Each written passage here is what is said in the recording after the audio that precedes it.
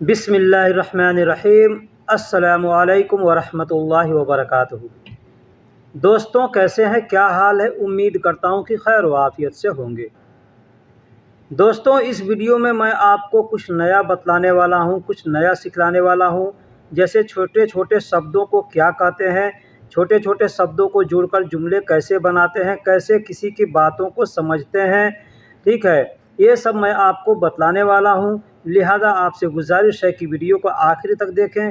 Video का कोई भी हिस्सा, कोई भी पार्ट मिस ना करें, क्योंकि हर हिस्सा, हर पार्ट, हर अल्फाज बहुत कीमती होता है। जो आदमी सीख चुका है उसके लिए तो नहीं, लेकिन जो नहीं सीखा है उसके लिए कीमती होता है।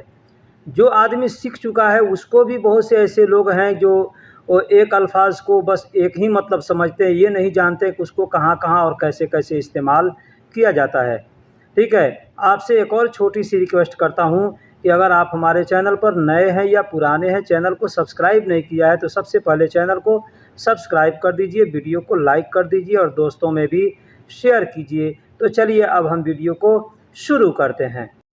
तो दोस्तों, अगर कहना हो कि किताब नया है, किताब नया है, तो उसको अरबी में बोलेंगे किताब जदीद। किताब जदीद, किताब को अरबी में किताब ही कहते हैं और नया को अरबी में जदीद कहते हैं। अब इस जगह पे आप जो चीज़ चाहें लगा सकते हैं कि किताब जदीद, कलम जदीद, जवाल जदीद, मलाबिस जदीद, नफ़र जदीद, यानी जो चीज़ आप चाहें लगाना लगा करके बोल सकते हैं। हमने एग्ज़ाम्पल दिया है, किताब नया है तो कहेंगे किताब जदीद, किताब जदीद। आप अगर अरबी जानते हैं पढ़ना लिखना तो आप नीचे अरबी के अल्फाज़ों को भी देख सकते हैं हमने अरबी में क्या लिखा है।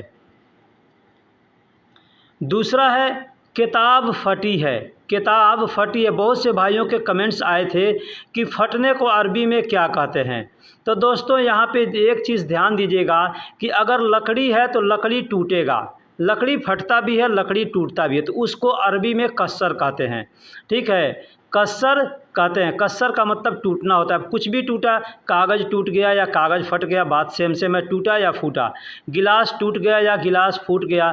ठीक है, हाथ टूट गया या हाथ फूट गया, सबको अरबी में कस्सर कहते हैं। कस्सर का मतलब टूटना और फूटना दोनों के लिए इस्तेमाल करते हैं। तो एग्ज़ाम्पल है, कहना हो कि किताब फटी है तो कहेंगे किताब मकसूर। किताब मकसूर, मकसूर का मतलब होता है फटा हुआ, ठीक है, या टूटा हुआ। यानी कोई भी अल्फाज हो अगर उसके शुरू में क का इस्तेमाल किया म का इस्तेमाल किया जाता है, मतलब कि वो काम हो चुका है। तो यहाँ पे क्या है, फटना या कटना। तो कटा है या फटा है, म जब लगा दिए तो हो गया कस्सर से मकसूर। अब मकसूर का मतलब हो गया फटना या कटना, यानी ये काम हो चुका है, फट चुका है या कट चुका है। तो किताब फट चुका है या फटा है तो कहेंगे किताब मकसूर। अब लकड़ी टूट गई है तो उसको भी आप मकसूर जोड़ करके बोल सकते हैं। लकड़ी की जो भी अरबी आएगी इंशाअल्लाह मैं आगे वीडियो में ये सब बातें बतलाऊंगा। ठीक है, वैसे लकड़ी को मैं बता देता हूँ। अब बात आ गई तो लकड़ी को अरबी में खसब कहते हैं। ठीक है, लकड़ी को अरबी में खसब कहते हैं। आदमी पुराना है, आदमी पुराना है। अब यहाँ पे आदमी पुराना है, किताब पुराना है, कपड़े पुराने हैं, जो भी कहना हो आप लगा करके बोल सकते हैं। हमने यहाँ एग्जाम्पल दिया है कि नफ़र गदीम, नफ़र गदीम, आदमी पुराना है तो कहेंगे नफ़र गदीम। नफ़र गदीम, आदमी पुराना है, नफ़र गदीम। ठीक है, किताब पुराना है, किताब गदीम। कपड़े पुराने हैं, मलाबिस गदीम। यानी जो भी चाहे आप इस तरीके से बोल सकते हैं। कुर्सी यहाँ न रखो, कुर्सी यहाँ न रखो अगर कहना हो तो कह सकते हैं किरसी हिना मा रक्किब, किरसी हिना मा रक्किब या किरसी हिना मा रक्कब। रक्कब भी कह सकते हैं और रक्किब भी कह सकते हैं। दोस्तों, कुर्सी हिंदी या उर्दू में कहते हैं, अरबी में उसको किरसी कहते हैं। ठीक है, लेकिन लिखने में आपने कुरान पढ़ा होगा, कुरान के अंदर है आयतल कुर्सी। ठीक, तो आयतल कुर्सी तो उसमें कुर्सी ही बोला, कुर्सी लिखा हुआ है और कुर्सी ही पढ़ते हैं। लेकिन आम तौर पे बोलचाल की ज़ुबान में लोग कुर्सी ना कह के किरसी कहते हैं। और माँ का मतलब नहीं, और रकीब का मतलब रखना होता है। अगर कहना है कि कुर्सी यहाँ ना रखो तो कहेंगे किरसी हिना माँ रकीब, लेकिन वही कहना होगा कुर्सी यहाँ रखो तो कहेंगे किरसी हिना रकीब, कुर्सी हिना रकीब या किरसी हिना रकीब। कुर्सी भी बोल सकते हैं और किरसी भी बोल सकते हैं।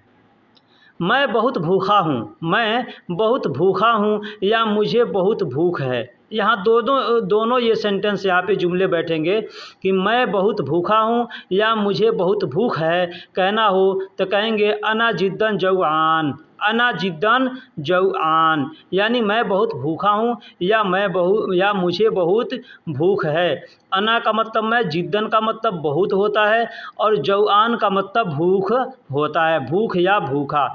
यहाँ दोस्तों जू भी अगर कह सकते हैं, अना जिद्दन जू, तो जू कहेंगे तो भी काम आपका चल जाएगा, क्योंकि जू का मतलब भी होता है भूखा। आपने कुरान में पढ़ा होगा जू यानी भूखा। क्या तुम प्यासे हो, क्या तुम प्यासे हो। दोस्तों अगर कहना हो कि क्या तुम प्यासे हो तो कहेंगे हल अंत अतशान, हल अंत अतशान। हल का मतलब क्या होता है, अंत का मतलब तुम और अतशान का मतलब प्यासा होता है। यहाँ हमने हल का इस्तेमाल इसलिए किया है कि अगर हम किसी से पूछते हैं क्या तुम प्यासे हो सकता है वो प्यासा हो या नहीं भी हो। यहाँ पे सस्पेंस है, इसलिए यहाँ पे हल का इस्तेमाल किया जाएगा। गधा दूर खड़ा है, गधा दूर खड़ा है तो कहेंगे हिमार बईद वक़्फ़, हिमार बईद वक़्फ़। हिमार कहते हैं गधे को, गधे को अरबी में हिमार कहते हैं। दोस्तों इसको बहुत से लोग हुमार भी कहते हैं, हिमार भी कहते हैं, ठीक है। बईद का मतलब दूर होता है और वक़्फ़ का मतलब रुकना होता है, खड़ा होना होता है, ठीक है। वक़्फ़ का मतलब रुकना और खड़ा होना दोनों को वक़्फ़ बोलते हैं। दूध थोड़ा गर्म चाहिए, दूध थोड़ा गर्म चाहिए। यहाँ हमने दूध का इस्तेमाल किया है, आप चाहें तो पानी, चाय, जो भी चीज़ गर्म करने वाली है उसको आप यहाँ इस्तेमाल कर सकते हैं। बस हलीब के जगह पर आप पानी लगा लीजिए, जैसे मोया, ठीक है। अब जो भी चीज़ गर्म करना है वहाँ पे आप लगा सकते हैं। जैसे दूध थोड़ा गर्म चाहिए तो कहेंगे अबगा मतलब चाहिए, हलीब मतलब दूध, शोय मतलब थोड़े और हार का मतलब गर्म होता है। तो अबगा हलीब शोय हार, अबगा हलीब शोय हार यानी दूध थोड़ा गर्म चाहिए। अब कहना है कि पानी थोड़े गर्म चाहिए तो कहेंगे अबगा मोय शोय हार, अबगा मोय शोय हार यानी ये पानी थोड़े गर्म चाहिए। चाय कहना हो तो आप यहाँ पे अबगा शाय कह सकते हैं, अबगा शाय शोय हार यानी चाय थोड़ा गर्म चाहिए। तो आप जैसे भी एग्जाम्पल बनाना चाहें आप उस तरीके से जुमले बना सकते हैं। पानी ठंडा है तुम पी लो, पानी ठंडा है तुम पी लो या पानी ठंडा है तुम पियोगे, ये दोनों जुमले हो सकते हैं, ठीक है। पानी ठंडा है तुम पी लो या पानी ठंडा है तुम पियोगे, ठीक है। तो कह सकते हैं मो या फी बारिद तशरब, मोया मतलब पानी, फ़ी मतलब है, बारिद मतलब ठंडा, तशरब यानी तुम पियो या तुम पियोगे या तुम पी लो, ठीक। इसका दोनों मतलब होता है। शरब का मतलब पीना होता है और किसी भी अल्फाज के शुरू में अगर हम तो का इस्तेमाल करेंगे तो सामने वाले के लिए हो जाएगा। जैसे पानी ठंडा है तुम पी लो या तुम पियो या तुम पियोगे तो कहेंगे मो या फी बारिद तशरब। यहाँ पे हमने अंत का इस्तेमाल नहीं किया है। आप चाहें तो अंत का भी इस्तेमाल कर सकते हैं, जैसे मो या फी बारिद अंत शरब, इस तरीके से बोल सकते हैं। भाड़ा बहुत महंगा है, भाड़ा बहुत महंगा है या भाड़ा बहुत ज़्यादा है। चाहे गाड़ी का भाड़ा हो, चाहे रूम का भाड़ा हो, दुकान का भाड़ा हो, जो भी चीज़ का भाड़ा हो, अगर कहना हो कि भाड़ा बहुत ज़्यादा महंगा है या बहुत ज़्यादा है तो कह सकते हैं उजरा मर्रा गाली, उजरा मर्रा गाली। उजरा का मतलब भाड़ा होता है और मर्रा का मतलब बहुत ज़्यादा होता है, गाली का मतलब महंगा होता है। तो उजरा मर्रा गाली भी कह सकते हैं, या उजरा मर्रा, उजरा ज़्यादा मर्रा भी कसा। ऐसे भी बोलने के लिए बहुत से लोग बोलते हैं उजरा ज़्यादा मर्रा या उजरा मर्रा गाली, इस तरीके से बोल सकते हैं। अब यहाँ पे एक और चीज़ बता दूँ कि उजरा भी कहते हैं और इजारा भी कहते हैं। इजारा भी कहते हैं, इजारा का मतलब भी भाड़ा होता है और उजरा का मतलब भी भाड़ा होता है। अब एक और चीज़ यहाँ पे बता दूँ कि जो टैक्सी चलती है, टैक्सी को भी अरबी में उजरा कहते हैं, टैक्सी को अरबी में उजरा कहते हैं। तो भाड़ा बहुत महंगा है, कह सकते हैं उजरा मर्रा गाली। यह पत्थर भारी है, यह पत्थर भारी है कहना हो तो कहेंगे हाज़ा हज़र तकील, हाज़ा हज़र तकील, हाज़ा हजर। हाज़ा का मतलब यह होता है, हजर का मतलब पत्थर होता है, पत्थर को अरबी में हजर कहते हैं, और तकील का मतलब भारी होता है।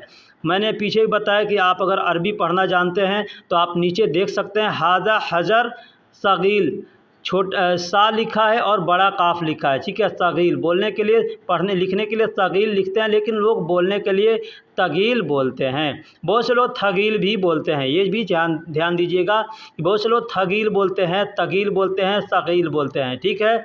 मैंने यहाँ पे तीनों अल्फाज आपको बोलकर बतला दिए।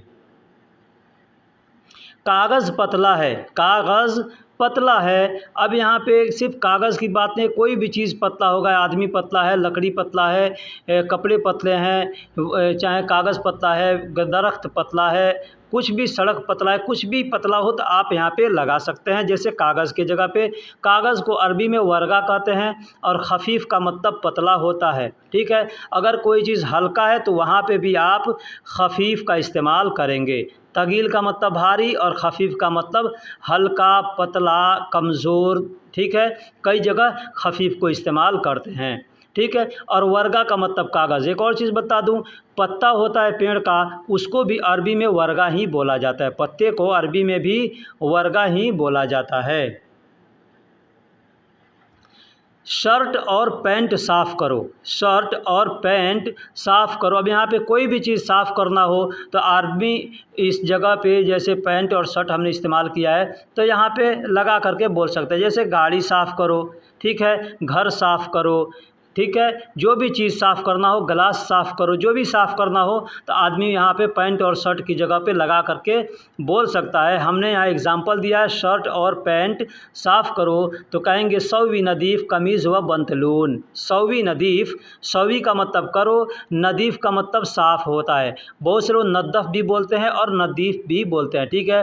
तो कोई नद्दफ़ बोले, नद्दफ़ मतलब कि साफ़ करने को बोला है, या नदीफ़ बोले तो भी समझो कि वो साफ़ करने को बोला है। बहुत से लोग क्लीन भी कहते हैं, इंग्लिश शब्द है क्लीन, लेकिन बहुत से लोग क्लीन भी बोलते हैं, ठीक। कमीज़ कहते हैं शर्ट को और बंतलून कहते हैं पैंट को।